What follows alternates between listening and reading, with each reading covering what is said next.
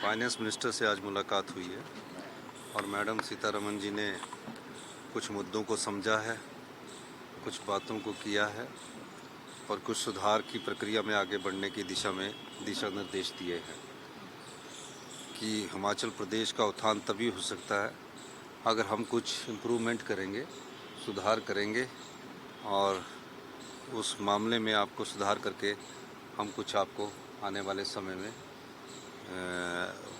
जो हो सकता होगा राज्य की मदद, उस मदद में सहयोग करेंगे। वो डिजास्टर के प्रति भी चिंतित थी और हमने कहा है कि प्रदेश में बहुत अधिक डिजास्टर हुआ है और निश्चित रूप से हम ये कह सकते हैं कि आने वाले समय में हम केंद्रीय मंत्री जी से जो हम एडिशनल बोरिंग की मांग कर रहे हैं, उस मामले में हम आगे बढ़ने के लिए कोशिश करते रहेंगे, क्योंकि उनका एक तर्क है कि एडिशनल बोरिंग हम किसी राज्य को नहीं दे रहे हैं और ना आज तक हमने किसी राज्य को दी है। तो उस संदर्भ में उन्होंने बोला है, क्योंकि आपने हमारी एडिशनल बोरिंग भी बंद हुई है, ओपीएस हमने दिया तो उसके कारण एडिशनल बोरिंग का भी असर पड़ा है। तो उन्होंने कहा कि अभी इस बारे में हम विचार नहीं कर सकते, लेकिन आप कुछ और सुधार प्रशासनिक करिए, तब हम आपको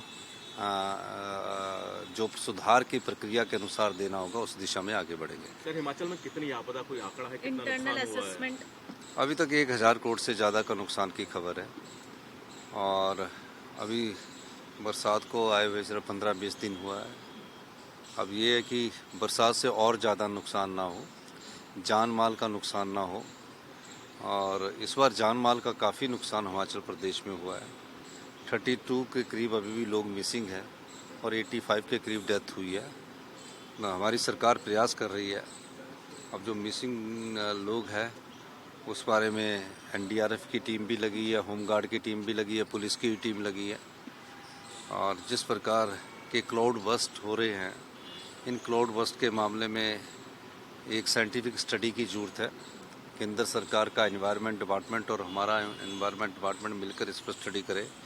लेकिन इन सब से बढ़कर ये कह सकता हूँ कि क्लाइमेट चेंज का प्रभाव पड़ना शुरू हो चुका है और केंद्र सरकार को इसकी भी चिंता करनी चाहिए। सर, विशेष राहत पैकेज जो आप मांग कर रहे थे कि विशेष राहत पैकेज मिलना चाहिए, क्योंकि 23 में हिमाचल बिखरा और फिर दोबारा 25 में दोबारा वही। देखिए, स्पेशल रिलीफ पैकेज की अभी बात हम कर रहे हैं और निश्चित तौर पर आने वाले समय में हम इस मांग को उठाते रहेंगे कि हमारे को स्पेशल रिलीफ पैकेज मिलना चाहिए और किस प्रकार आगे बढ़ना होगा ये अभी आने वाला समय ही बता सकता है। सर, अगर एक सवाल पूछे कि कितनी धनराशि की आवश्यकता है अगर इस वक्त अगर हिमाचल प्रदेश को मिले और हिमाचल प्रदेश को संभालने के लिए उतनी धनराशि अभी लगेगी?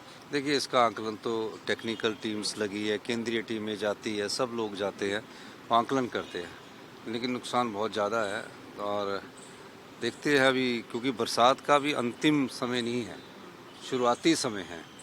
तो बरसात ख़त्म होते हुए क्या नुकसान होता है, कितने क्लाउड बस्ट होते हैं, कितनी और चीज़ें होती हैं, वो उसी समय आकलन किया जा सकता है। सर, एक सवाल का जवाब दे दीजिए, क्या कोई केंद्र बड़े सवाल उठा रही हैं, लिस्ट मांग रही हैं, पिछली बार पैसा आया था, क्या इस्तेमाल हुआ, कितना इस्तेमाल हुआ? देखो, कंगना जी सांसद हैं और हिमाचल की एक पृष्ठभूमि से निकलकर उन्होंने फिल्मी दुनिया में अपना नाम कमाया है और राजनीति में आए हैं और राजनीति में आके वो राजनीतिक जो बातें करनी होती है वो स्पॉट बोल देती है। उनके बारे में मैं कुछ नहीं कह सकता हूँ कि अभी धीरे धीरे जैसे जैसे उनके कदम राजनीतिक सीमा में बढ़ेंगे तो सब प्रकार के लोगों से मिलकर वो राजनीति की परिस्थितियों को समझकर आगे बात करेंगे। सर, क्या केंद्र का कोई प्रतिनिधि मंडल हिमाचल जाएगा, दौरा करेगा, तमाम चीजों को ग्राउंड पर जाकर देखेगा? असेसमेंट के नहीं, केंद्रीय प्रतिनिधिमंडल निश्चित तौर पर जाता है और जब भी होता है तो केंद्रीय प्रतिनिधिमंडल के पास बात रखते हैं। कल वैसे मैं देश के गृह मंत्री से भी मिलने जा रहा हूँ और निश्चित तौर पर जो भी अपनी बात है आपदा से रिलेटेड, क्योंकि उनके पास ये विभाग है, तो जो भी होगा हम उस पर बात करेंगे। धन्यवाद।